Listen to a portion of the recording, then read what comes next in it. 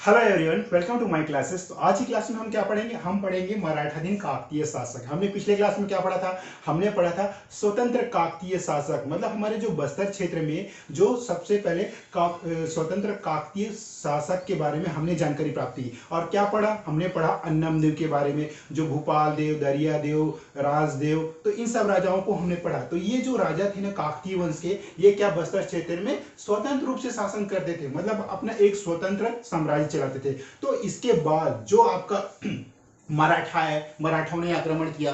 तो मराठा ने जब आक्रमण किया तो जो मराठा अधीन कौन कौन शासक थे, यानी जो मराठाओं के अंदर यानी अधीनता रहकर, गुलामी में रहकर बस्तर क्षेत्र में शासन किया, वो कौन कौन से शासक थे? तो हम पढ़ेंगे मराठा अधीन शासक कौन थे। आपका बस्तर क्षेत्र के काकतीय वंश में कौन कौन राजाओं ने मराठों के अधीन रहकर कार्य किया। तो चलो देखते हैं। मराठाधीन काकतीय शासक में सबसे पहले आपका दरियादेव, नाम ही काफी अच्छा था, दरियादेव। दरियादेव क्या है? 1777 से 1800 ईस्वी में कहां शासन किया? बस्तर क्षेत्र में शासन किया। तो देखिए प्रमुख विद्रोह, अब देखिए दरियादेव के जो काल में कौन कौन से प्रमुख विद्रोह हुए। आपका भोपालपट्टनम का संघर्ष, ये बहुत ही इंपॉर्टेंट महत्वपूर्ण तथ्य है। बस्तर के जो बस्तर क्षेत्र में इस समय जो संघर्ष हुआ, ये आपका भोपालपट्टनम का संघर्ष। भोपालपट्टनम का संघर्ष कब हुआ? आपका 1795 में, याद रखेंगे। दरियादेव, ये क्या है? दरियादेव थोड़ा ना बहुत तेज तरार दिमाग का था, यानी एक षड्यंत्र वाला। हाँ, उस समय ऐसे ही होता था, एक भाई दूसरे भाई सत्ता के लिए जो आपस में युद्ध करते थे, आपस में लड़ाई होते थे। किसके लिए भाई? सत्ता के लिए, कि मैं राजा बनूं, ये राजा मत बनो। तो दरियादेव इसी कैटेगरी का था। तो दरियादेव के षड्यंत्र के फलस्वरूप जो अजमेर सिंह, क्या? अजमेर सिंह, ये आप नाम याद रखेंगे, अजमेर सिंह, क्या हलवा आंदोलन में पराजित हुआ। अब देखिए दरियादेव और अजमेर सिंह के बीच क्या हुआ? सत्ता के लिए एक दूसरे के प्रति मतलब लालच, सत्ता की ये मैं बैठूं। तो अजमेर सिंह और दरियादेव सिंह के बीच भोपालपट्टनम का संघर्ष हुआ, जिसमें क्या हुआ? आपका दरियादेव जीत गए और अजमेर सिंह पराजित हो गए ना, अजमेर सिंह हार गए। उसके बाद देखिए इन्होंने सत्ता हस्तांतरण हेतु जयपुर नरेश, अब किसने भैया? आपका दरियादेव ने बहुत ही षड्यंत्र दिमाग लगाया। इसने किन किन राजाओं से अप्रोच प्राप्त की? ये आपका जयपुर नरेश। कौन है आपका जयपुर नरेश? विक्रमादित्य। क्या है? जयपुर नरेश व विक्रमादित्य व भोसला शासक। कहा? भोसला शासक राजा बिंबाजी, बिंबाजी की सहायता ली ना, किसने? दरियादेव ने। दरियादेव ने कहा भैया मेरा भाई है अजमेर सिंह, हम दोनों भाई हैं और सत्ता के लिए लड़ रहे हैं, तो हमारी मदद करो। तो क्या है? मराठी के जो अधीन आने वाले शासक कौन है? इन्होंने बिंबाजी की भोसले के आगे पांव पड़ा कि मेरी मदद करो। किसने बोला? दरियादेव ना। बिंबाजी के प्रतिनिधि क्या? अवीर राव। अब प्रतिनिधि आ गया, बिंबाजी के प्रतिनिधि अवीर राव। अवीर राव के मध्य क्या हुआ? मध्य 6 अप्रैल को 1778 ईस्वी को कोटपाड़ की संधि हुई। ये इंपॉर्टेंट है आपका, कोटपाड़ की संधि की किसके बीच? आपका भोसला राजा बिंबाजी के जो थे ना अवीर राव के बीच संधि हुई। किसके बीच? प्रतिनिधि, प्रतिनिधि मतलब उसके नीचे सेक्रेटरी, सेनापति, आप जो भी बोल सकते हैं, लेकिन प्रतिनिधि मतलब बिंबाजी भोसले के जो प्रतिनिधि थे अवीर राव के बीच 6 अप्रैल को, कब हुए? 6 अप्रैल 1778 ईस्वी को क्या संधि हुई? आपका कोटपाड़, कोटपाड़ की संधि हुई ना। इस संधि के बाद जयपुर क्या हुआ? इस संधि के बाद जयपुर उड़ीसा नरेश को कोटपाड़, ये कोटपाड़, चूकचूड़ा, क्या? कोटपाड़, चूकचूड़ा, पोड़ागढ़, पोड़ागढ़, ये आपका हो गया, हो गया। इसके बाद क्या है ना, कौन सी संधि के बाद? कोटपाड़ संधि के बाद ना उड़ीसा, जयपुर उड़ीसा के नरेश को कोटपाड़, चूड़ा, पोड़ागढ़ और रायगढ़, रायगढ़ का क्षेत्र मिला। किसको मिला भैया? रायगढ़ का क्षेत्र मिला। किसको मिला? उड़ीसा के नरेश को ना। उसके बाद है क्षेत्र तथा मराठों को क्या? अब मराठे भी कुछ, हर भाई कोई भी काम हम करें हमें उससे क्या प्रॉफिट हो रहा है? जैसे कि ये इसने इसकी राजा की मदद की, तो उसके बदले उस समय क्या लिया जाता था? या तो जमीन लिया जाता था या फिर पैसा। तो इन्होंने क्या किया? मराठों ने 59,000 टकोली, 59,000 टकोली याद रखिएगा ना, ये 59,000 टकोली, 59,000 टकोली प्रति वर्ष देने को राजी हुआ। ओके, कौन राजी हुआ भाई? आपका दरियादेव राजी हुआ ना 59,000 टकोली देने के लिए। टकोली एक प्रकार का कर होता है, समझ में नहीं आया ना? मैं आपको आगे हर चीज पढ़ाऊंगा आधुनिक छत्तीसगढ़ के इतिहास में ना। ये जो आपका बिंबाजी भोसले में टकोली, शायर, तो ये सब है ना। तो टकोली मतलब कर होता है, प्रति वर्ष देने को राजी हुआ। कौन हुआ? दरियादेव। उसके बाद दरियादेव के शासन काल में बस्तर क्षेत्र छत्तीसगढ़ का अभिन्न अंग।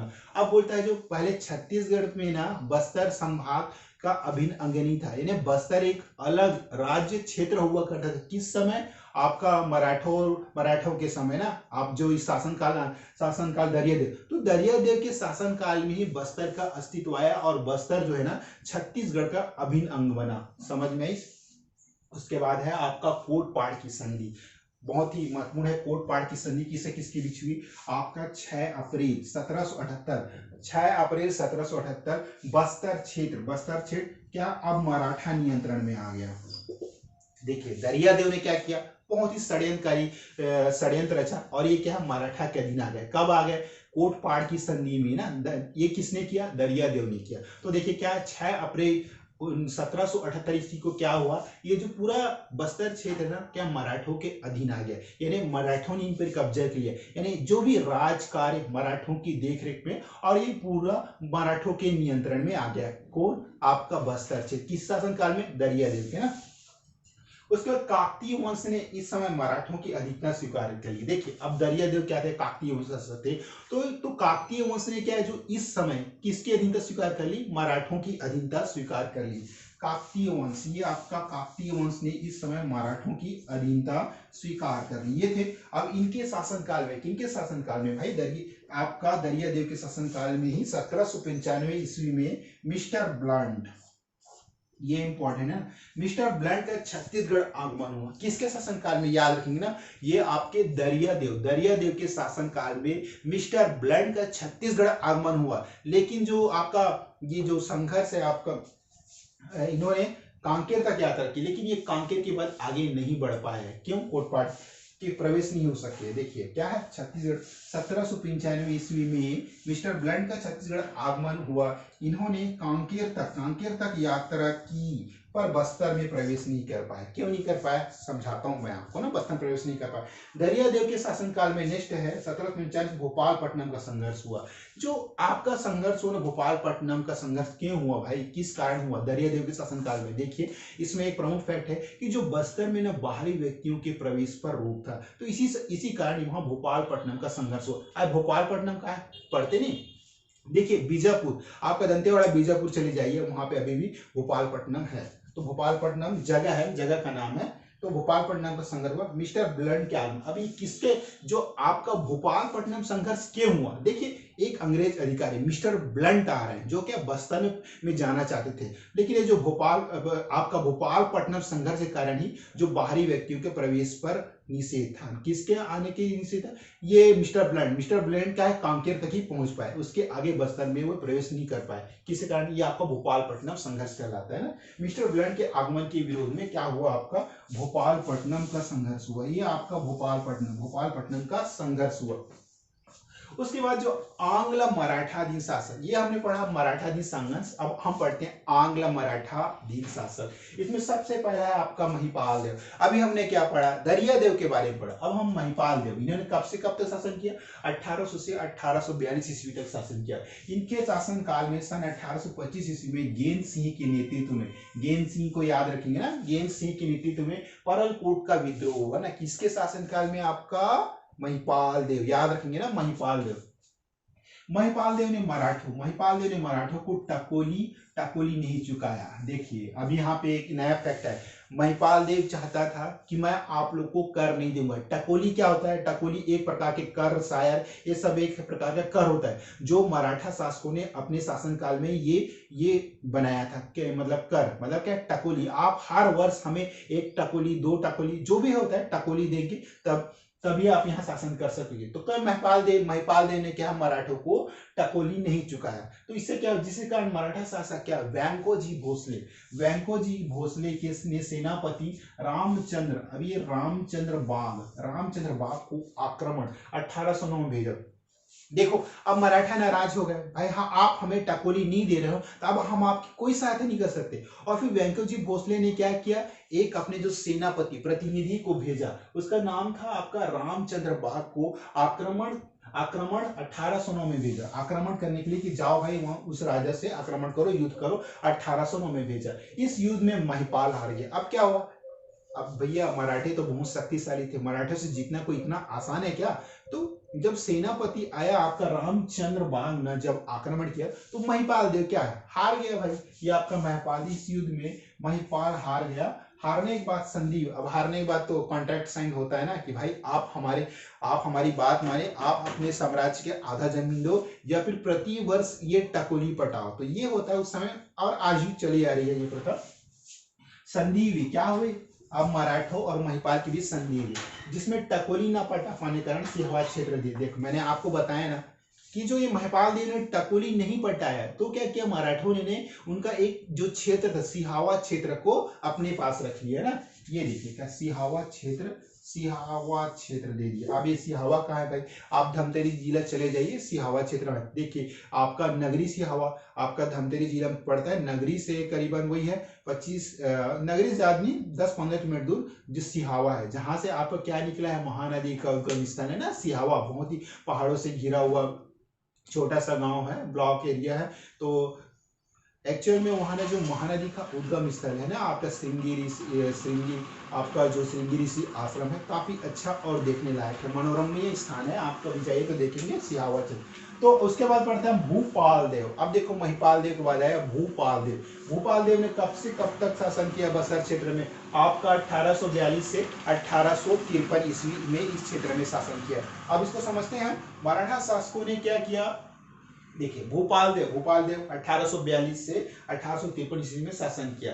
अब देखिए मराठा शासकों को किसने, मराठा शासकों ने नर बलि प्रथा। अब देखो नर बलि प्रथा उस समय क्या होती थी, नर बलि यानी छोटे नवजात बच्चों को नर बलि दिया जाता है। और कहाँ आपका जैसे कोई भी देवी देवताओं को प्रसन्न करने के लिए ना, तो वो है नर बलि। नर बलि प्रथा के आधार पर भूपाल देव पर अभियोग चलाया गया। देखो मराठा शासक ये भी नहीं चाहते थे कि आपके क्षेत्र में नर बलि हुए, तो उस समय ये बहुत प्रचलित था नर बलि। तो इन पर ये क्या क्या मराठों ने भूपाल देव पर आपके शासनकाल में नर बलि प्रथा होता है तो उस पर एक महाअभियोग लगाया, मतलब सैंक्शन लगाया कि आप ये काम नहीं कर सकते हो ना। सैंक्शन मैंने क्यों बोला बता, ये लक्ष्मीकांत पॉलिटी की बुक में पढ़ते हैं। जैसे कि प्रेसिडेंट पे इम्पीचमेंट होता है, रिमूवल नहीं होता, प्रेसिडेंट का इम्पीचमेंट। मैं आपको नेक्स्ट क्लास आप जब भी पढ़ाऊंगा पॉलिटी बहुत ही अच्छी है तो मैं आपको बताऊंगा। तो इन्होंने क्या क्या अभियोग महाअभियोग चलाया इन पर। ओके, इसके शासन में दो प्रसिद्ध जनजाति हुए।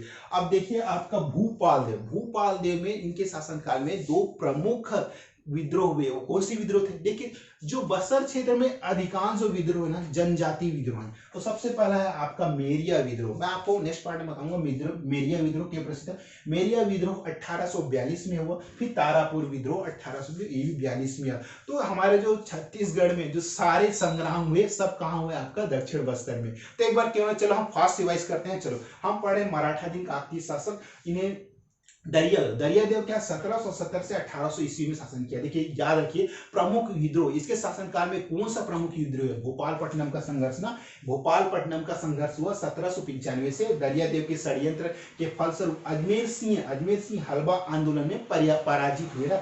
इन्होंने सत्ता हस्तांतरण हेतु जयपुर नरेश विक्रम द्वितीय व भोसला राजा बिंबा जी के प्रतिनिधित्व कौन है? अवीर राव के मध्य 6 अप्रैल 1778 ईस्वी को कोटपाड़ की संधि हुई ना। कोटपाड़ की संधि हुई। ये देखिए इस संधि के बाद जयपुर के उड़ीसा के नरेश कोटपाड़ चूकचूड़ा पोड़ागढ़ और रायगढ़ का क्षेत्र मिला तथा मराठों को क्या है? तथा मराठों को 59,000 टकोली प्रति वर्ष देने को राजी हुआ। कौन हुआ? आपका बस्तर शासक काकतीय वंश के आपका दरियादेव ना। उसके बाद क्या दरियादेव के शासन काल में ही बस्तर क्षेत्र में छत्तीसगढ़ का अभिन्न बना। अब ये बता रहे हैं कि जो दरियादेव के शासन काल में ही बस्तर क्षेत्र जो छत्तीसगढ़ का जो प्रमुख अंग या अभिन्न अंग बना। समझ में इस बात।